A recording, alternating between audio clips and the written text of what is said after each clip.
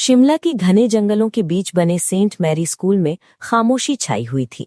सर्दियों की छुट्टियों के कारण स्कूल खाली था, लेकिन भारी बर्फबारी की वजह से 3 दोस्त आर्यन, कबीर और रिया वहां फंस गए थे। उनके साथ केवल बूढ़ा चौकीदार बहादुर काका था, जो अक्सर बड़बड़ाता रहता था कि इस साल की ठंड कुछ और ही लेकर आई है। तीसरी रात बिजली गुल थी। तीनों दोस्त मोमबत्ती की रोशनी में डाइनिंग हॉल में बैठे थे। बाहर हवाएं ऐसे चल रही थीं जैसे कोई रो रहा हो।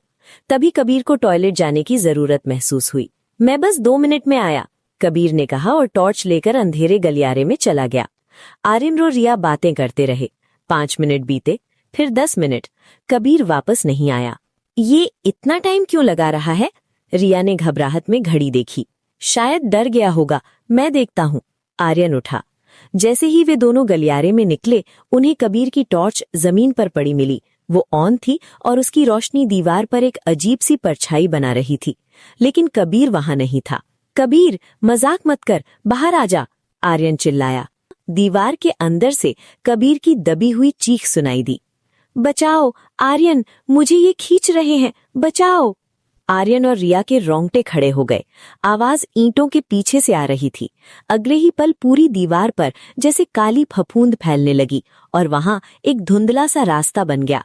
कबीर की आवाज दूर और दूर होती जा रही थी, जैसे कोई उसे पाताल में घसीट रहा हो। वो पुरानी बिल्डिंग की तरफ जा रहे हैं, रिया चिल्लाई। कबीर को वो भूतिया बच्चे ले गए हैं। आर्यन और रिया डर को पीछे छोड़कर पुरानी बिल्डिंग की तरफ भागे। वहां का तापमान बाहर से भी ज्यादा ठंडा था। सीढ़ियों पर उन्हें कबीर का एक जूता पड़ा मिला।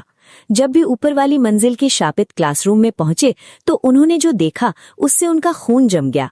क्लासरूम में 1970s के दशक की यूनिफॉर्म पहने 10-12 धुंधले पारदर्शी बच्चे बैठे थे। उनकी आंखें पूरी तरह काली थीं और उन सब के बीच कबीर बैठा था। लेकिन कबीर अब सामान्य नहीं लग रहा था। उसका शरीर भी आधा पारदर्शी हो चुका था। उसका चेहरा नीला पड़ गया था और वो अपनी सुध-बुध खोकर बाकी भूतिया बच्चों की तरह हिल हिल कर कुछ पढ़ रहा था। कबीर, रिया चीखी। जैसे ही रिया ने उसे छूने की कोशिश की, एक झटके से वो पीछे गिर गई।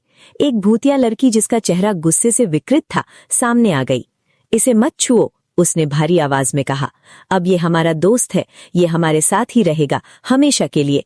आर्यन ने हिम्मत करके पूछा, तुमने इसे क्यों पकड़ा है? इसे छोड़ दो। लड़की ने कबीर की तरफ इशारा किया।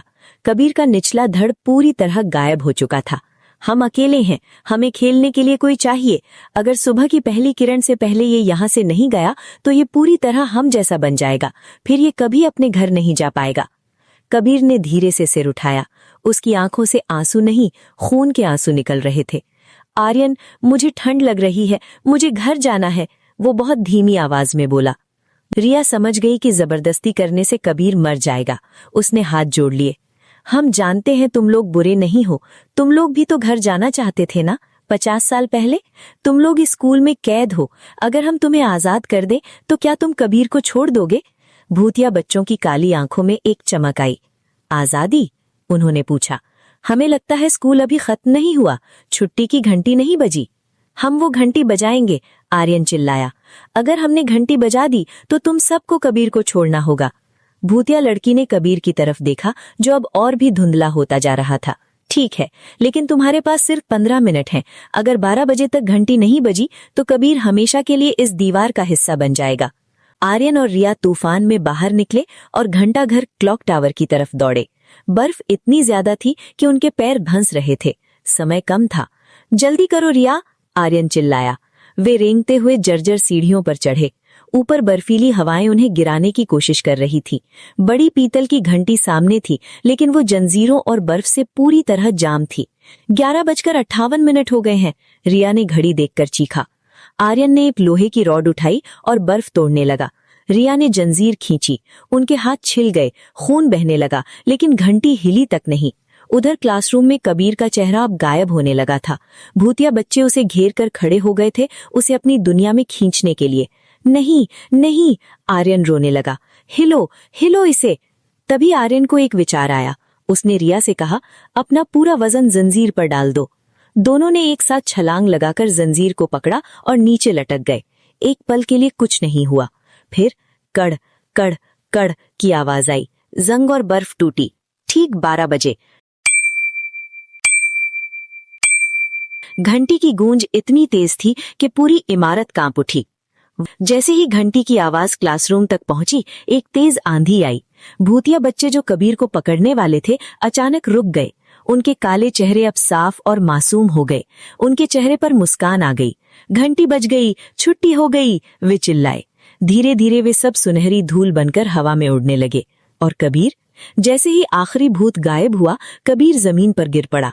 उसका शरीर अब पारदर्शी नहीं था, वो वापस ठोस हो गया था। वो जोर जोर से सांस ले रहा था और कांप रहा था। आर्यन और रिया दौड़कर क्लासरूम में आए। उन्होंने कबीर को गले लगा लिया। मैं वापस आ गया, कबीर ने अपनी बाहों को छूते हुए पूछा। हाँ भाई, तुम वापस आ गए और उन्हें भी मुक्ति मिल गई। कमरा अब खाली था, लेकिन ब्लैकबोर्ड पर चौक से एक संदेश लिखा रह गया था। थैंक यू दोस्तों, अलविदा। अगली सुबह मौसम एकदम साफ था। कबीर को रात की घटना याद थी, लेकिन अब उसे डर नहीं लग रहा था।